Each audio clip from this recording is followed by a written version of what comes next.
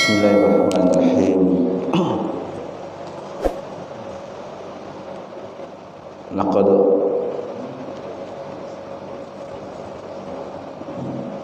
innaka la'ala khuluqin 'azim wa innaka la'ala khuluqin 'azim. Dalam surat Al-Quran, surat Nun, ya, ayat 2 masalah. Bapak dan Ibu yang dirahmati Allah SWT, alhamdulillah pada pagi hari yang cerah berbahagia ini kita bersyukur kepada Allah SWT atas limpah rahmat, nikmat,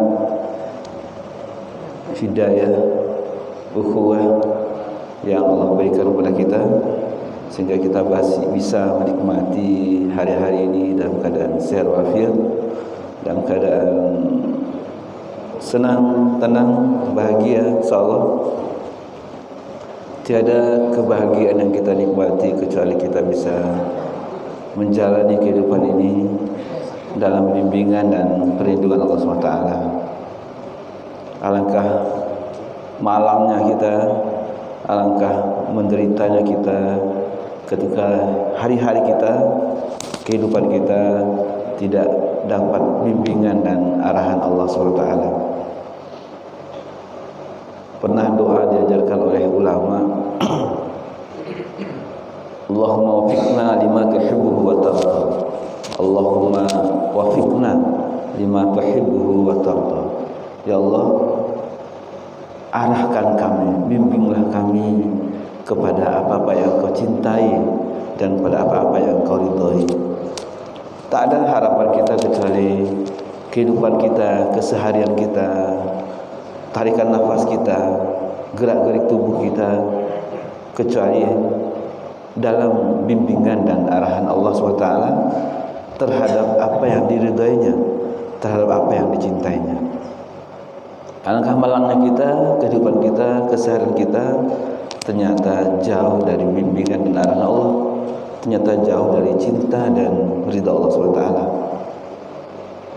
Setiap kita melangkah rasanya berat, rasanya kita tak tertatap kehidupan ini karena kita rasa-rasa jauh dari pandangan Allah. Alangkah nyamannya hati kita ketika Allah tersenyum melihat tindak tanduk kita, perilaku kita, perangai kita, gerak-gerik kita, akhlak kita. Salam pada juga kita bersama Muhammad sallallahu alaihi wasallam. Allahumma shalli ala Muhammad wa ala alihi wa sahbihi ajma'in. Nabi Muhammad SAW adalah suri teladan bagi kita, manusia sempurna yang diutus Allah SWT, ibaratkan sebuah pabrik. Ya, Allah SWT setelah memproduksi manusia, ya, Allah merencanakan memproduk manusia dalam surah Al-Baqarah ayat 30, dan kemudian maka pabrik juga mengeluarkan manual shopnya, bimbingan servisnya. Itulah disebut dengan Al-Quran sebagai pedoman kehidupan kita. Allah SWT juga mengutus mekanik handalnya yang manusia sempurna, yaitu Nabi Muhammad SAW. Jadi untuk maintenance, untuk perawatan, untuk servis kalbu kita, untuk memperbaiki kita manusia ini, maka Allah mengutus Nabi Muhammad SAW. Demikianlah Allah SWT menyampaikan, laqad kana lakum fi rasulillahi uswatun hasanah. Sungguh bagi kalian itu pada Nabi Muhammad SAW, pada Rasulullah SAW, uswatun hasanah, suri teladan yang baik bagi kamu. Allah juga memuji Rasulullah SAW melalui ungkapannya, wa innaka la'ala khuluqin 'azim. Sesungguhnya engkau ya Rasulullah berada pada posisi khuluqin 'azim, akhlak yang sempurna, akhlak yang tinggi, akhlak yang mulia, akhlak yang baik. Bapak dan Ibu yang dirahmati Allah SWT, maka Rasulullah SAW hadir di hadapan kita, di tengah-tengah kita. Innama bu'itsu litammima makarimal akhlaq. Sungguhnya aku ini diutus, kata Rasulullah SAW, terhadap kalian untuk menyempurnakan, untuk memperbaiki, mengutamakan akhlak, memperbaiki akhlak. Itu tujuan utama Rasulullah SAW. Dan muara semua dakwah Rasulullah SAW, muara sebuah tindakan sunnah Rasulullah SAW adalah liutammima makarimal akhlak, untuk mengutamakan, untuk memuliakan akhlak. Bapak dan Ibu yang dirahmati Allah SWT, kemuliaan Rasulullah SAW, ketinggian akhlak Rasulullah SAW, uswatun hasanahnya Rasulullah SAW adalah satu saja, untuk memuliakan, meninggikan akhlak manusia, ya, untuk meninggikan akhlak. Peribadatan kita, amal-amal soleh kita, arahnya hanya satu, untuk akhlak, untuk memuliakan akhlak. Karena akhlak itu menghubungkan antara makhluk dengan sang khalik. Jadi ungkapan-ungkapan bahwa sungguhnya manusia diciptakan untuk beribadah kepada Allah SWT. Apa bunyinya dalam surah Az-Zariyat ayat 56? Wa ma khalaqtul jins wal ins illa liya'budun. Tidaklah kuciptakan jin dan manusia, kata Allah SWT, kecuali untuk mengibadati Allah SWT. Mengibadati Allah SWT adalah akhlak yang utama, karena memang itu adalah penghubung kita. Ibadah itu yang menghubungkan kita secara amaliyah, secara niat dan semuanya kepada Allah SWT. Penghubung kita terhadap Allah SWT itulah yang makhluk, yang akhlak. Bapak dan Ibu yang dirahmati Allah SWT, pada momentum kesempatan ini, kita hari ini di kalender Almanak Merah sudah hari libur dalam rangka memperingati Maulid Nabi Muhammad SAW. Hari ini dijadikan momentum untuk mengingatkan kita, walaupun hari-hari yang lain juga merupakan hari-hari yang tak pernah lepas bagi kita untuk mencontoh, bersuri teladan kepada Nabi Muhammad SAW. Tapi hari ini sebagai hari kelahiran Nabi Muhammad SAW, 12 Rabiul Awal, ada mengingatkan kita, semakin menguatkan kita bahwa mari kita jadikan Nabi Muhammad SAW sebagai suri teladan bagi kita, contoh yang baik bagi kita. Suri teladan dalam berperilaku terhadap keluarga, berperilaku terhadap diri sendiri. Wa fi anfusakum afala tubsirun. Nabi Muhammad SAW yang mencontohkan bagaimana beliau meneropong, melihat, mengaca diri. Sehingga Nabi Muhammad SAW ketika beliau sangat mencontohkan pada kita bagaimana mengaca diri, maka Nabi Muhammad SAW lah yang paling utama dalam beribadah, paling utama dalam berakhlak. Suatu ketika Aisyah ditanya oleh sahabat, Aisyah bertanya pada Rasulullah SAW ketika Rasulullah SAW bengkak-bengkak kakinya beribadah. Kemudian Aisyah Nabi Muhammad SAW menjawab, ya Aisyah, apakah tidak boleh aku menjadi hamba yang bersyukur? Jadi ketika Aisyah mengatakan pada Nabi, ya Rasulullah, untuk apa engkau beribadah lagi? Bukankah engkau dosa-dosa engkau telah diampuni oleh Allah SWT? Bukankah engkau adalah Nabi? Bukankah engkau adalah kekasih Allah? Yang kemudian oleh Nabi dijawab bahwa, ya Aisyah, tidakkah aku lebih baik menjadi hamba-hamba yang bersyukur? Alasan Rasulullah SAW menjadi hamba yang bersyukur itu yang membuat beliau bersangatan dalam beribadah. Beliau mencontohkan menjadi hamba yang mengaca diri. Sebagaimana beliau juga mencontohkan bagaimana menjadi anak terhadap orang tuanya yang berbakti, yang mendoakan orang tua. Beliau juga mencontohkan menjadi kepala keluarga di tengah keluarganya, dan apatah lagi beliau menjadi warga di tengah masyarakatnya, di tengah-tengah masyarakat dunia, tengah-tengah masyarakat Islam. Rasulullah mencontohkan bagaimana berperilaku terhadap sesama muslim, berperilaku terhadap selain Islam. Semua akhlak perilaku Rasulullah SAW, baik itu dalam Al-Quran maupun dalam sunnah-sunnah beliau, mencontohkan beliau menjadi manusia sempurna di tengah-tengah manusia lainnya. Bapak dan Ibu, sekali lagi momentum Maulid Nabi Muhammad SAW ini mengingatkan kita bagaimana kita kembali mempelajari, menjadikan idola terhadap Nabi kita ini, Nabi Muhammad SAW. Bapak dan Ibu, pada kesempatan ini saya tidak pernah lepas dari keseharian tugas saya saat ini. Saya bertugas sekarang di unit pelaksana teknis daerah perlindungan perempuan dan anak. Tiap hari mendapat berita, membaca berita tentang kekerasan rumah tangga, kekerasan terhadap perempuan, kasus-kasus perceraian, kasus pelecehan seksual terhadap anak.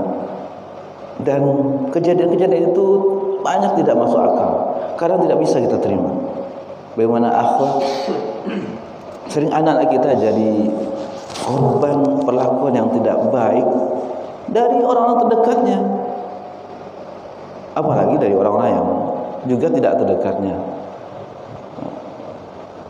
Berjalan dengan jalan, disapa, digaduh, digemai, nauzubillah, dan macam-macam lah perilaku-perilaku yang tidak senonoh yang didapati oleh saudara-saudara kita yang perempuan maupun juga anak-anak kita.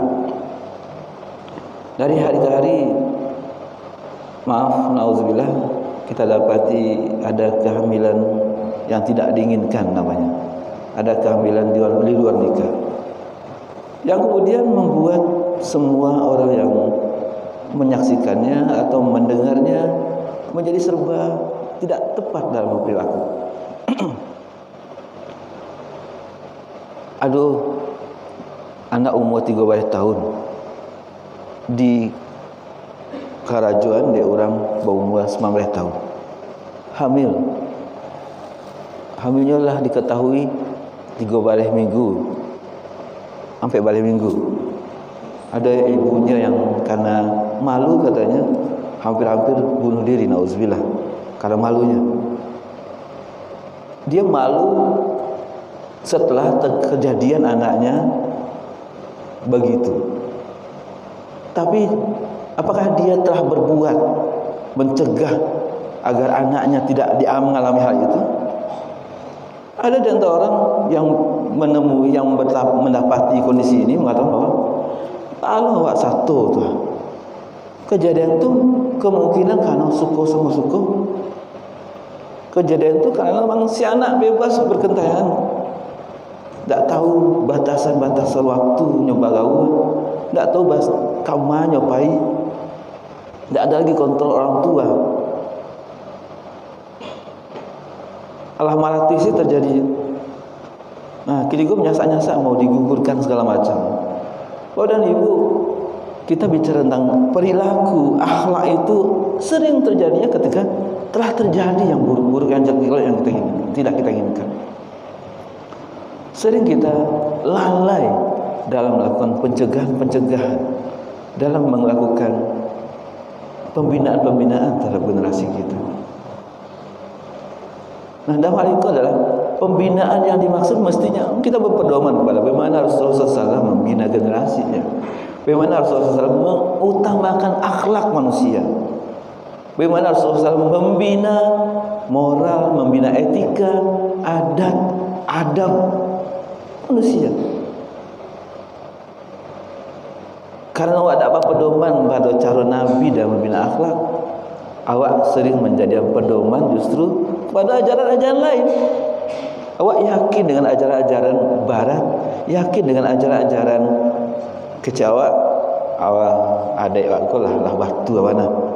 Padahal adat itu buatan manusia. Kalau adat buatan manusia.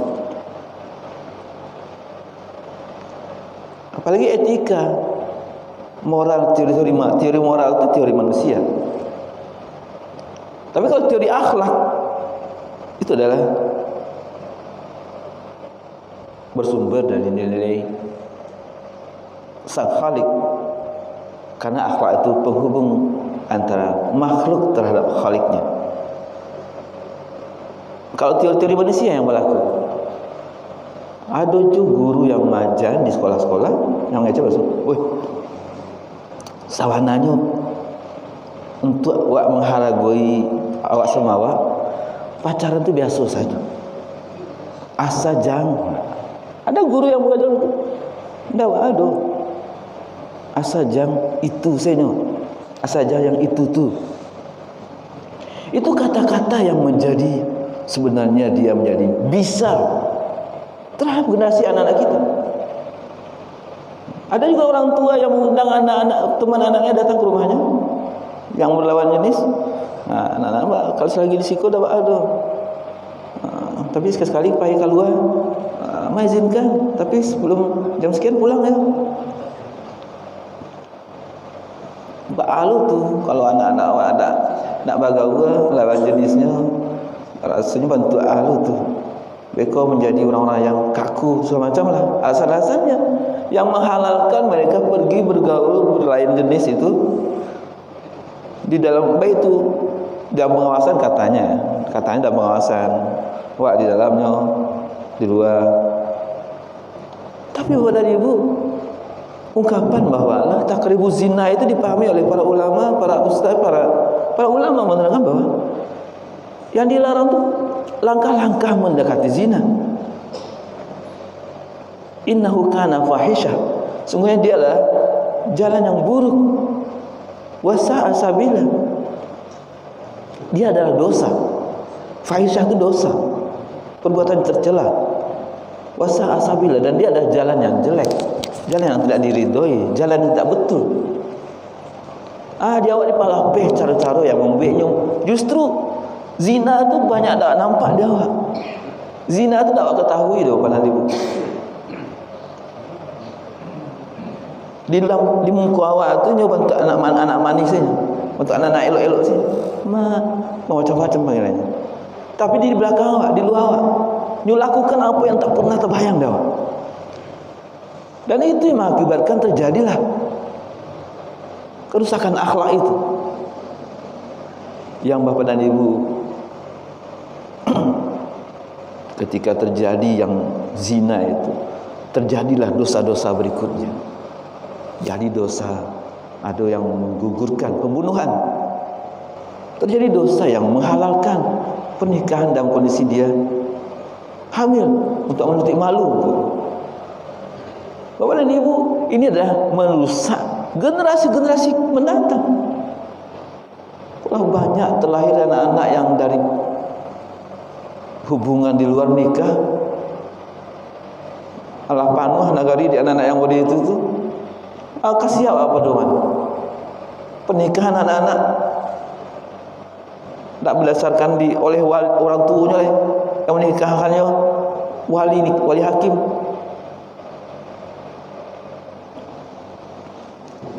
Menyebut nama orang gaya tak bisa oleh Henry bin siapa aja dulu. Nauzubillah, kalau semakin banyak terjadi hal seperti itu, kan jadi generasi. Karena pikiran kita orang tua terutama sekali yang tidak tepat dalam memandang pergaulan. Nauzubillah pada ibu. Di kantor ambo itu seperti itu kejadian, informasi-informasi yang berseliweran. Tak tahu pemerintah menangani hal seperti itu. Karena apa? Kesalahan kita dalam mempedomani bagaimana perbaikan adab akhlak generasi muda. Maka laqad kana lakum fi rasulillahi uswatun hasanah. Sungguh apa yang dicontohkan oleh Nabi, apa yang disunnahkan oleh Nabi, apa yang diajarkan oleh Nabi, marilah kita jadikan pedoman. Kita berkiblat kepada apa yang diajarkan oleh Nabi, bukan apa yang diajar di orang barat, apa yang ada dalam pikiran-pikiran awak. Yang barangkali pikiran awak itu, sekali lagi barangkali mungkin awak harus ada, mungkin jauh dari bimbingan Allah dan Rasulnya. Oleh ibu dan Allah SWT, momentum Maulid Nabi Muhammad SAW, memperingati Maulid Nabi Muhammad SAW, mengingatkan kita untuk menjadikan Nabi Muhammad sebagai suri yang baik.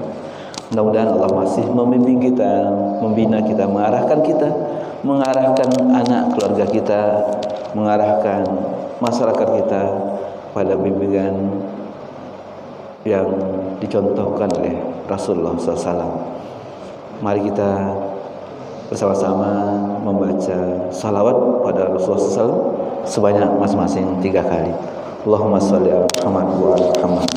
Allahumma sholli ala Muhammad wa ala Muhammad. Allahumma sholli ala Muhammad wa ala Muhammad. Mohon maaf, itu saja yang bisa kita sampaikan pada kesempatan ini. Assalamualaikum.